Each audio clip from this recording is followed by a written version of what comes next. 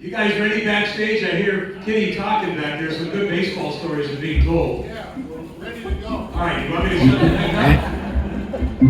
All right, here we go. First of all, he pitched 10 years in the major leagues. A lot of people forget he pitched a week for the Chicago Cubs. He said he tries to forget that week.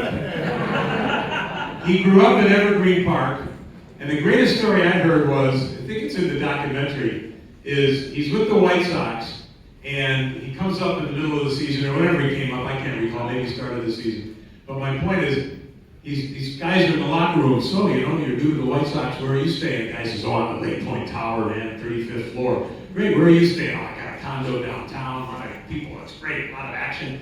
And they go to this guy and say, where are you staying? I'm in my old bed in Evergreen Park. Now let me see if I'm going to have to put my glasses on, sorry.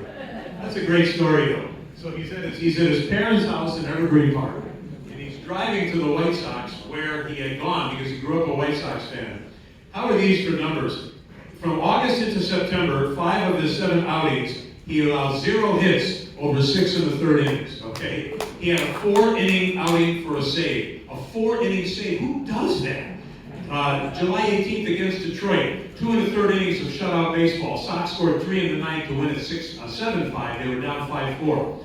He, on the full year, had an ERA of 3.32. Now think about that. Even the owners admit that in the American League, the DH cost about 3/4 of a run, a full run off your earned run average. So this guy pitching in the American League at an ERA of 3.32, which with no DH would be, I don't know, somewhere around 2.5. Not bad. For Don Paul, the Pope.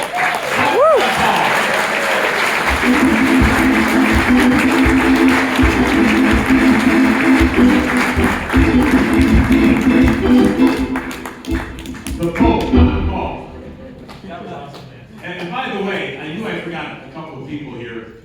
Saber, the Society for American Baseball Research is here. Where's the big P? Where is he? Stand up. You were here somewhere. Come on now. There he is.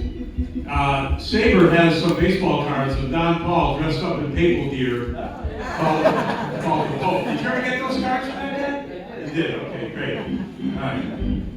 And if you're not a member of Saber, the Society of American Baseball Research, you should be a member of Saber.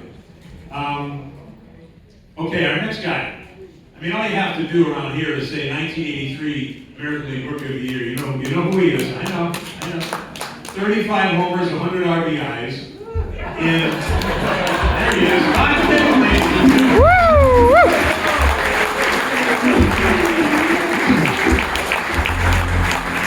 From Gary, Indiana. Talk about that. Being from Northwest Indiana and being a star for the Chicago White Sox. Not bad.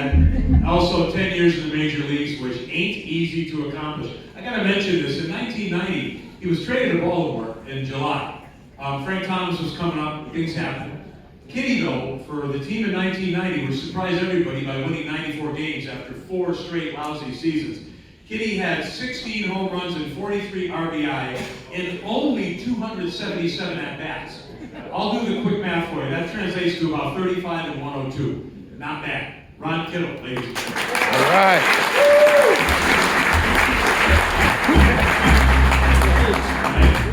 And last but certainly not least,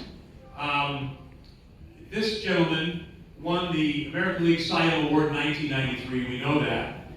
But in 1990, real breakout year for him. He started off slowly. He was 13-6 after May 20th. He started out 1-3. His 14 wins were crucial to this White Sox team doing what it did. That's when our young players made the statement that we're going to be heard from during the 1990s. And of course they were. For about 5 years, one of the best teams went to the playoffs as a whole shot. He had a complete game on August 20th against Oakland, which kept the Sox within striking distance. And that was when things were getting a little tight, August 20th. So we could keep talking about him. 3-time All-Star, led the American League in complete games 3 times, led the American League in games started 2 times, and this is my favorite stat. He pitched during a good part of the steroid era, and his lifetime ERA is 3.85. Adjusted for the DH, it's about 2.95, maybe 3.01. That's pretty good. And then if you adjust it for steroids, heck, he's a Hall of Famer. Ladies and gentlemen, Jack McDowell.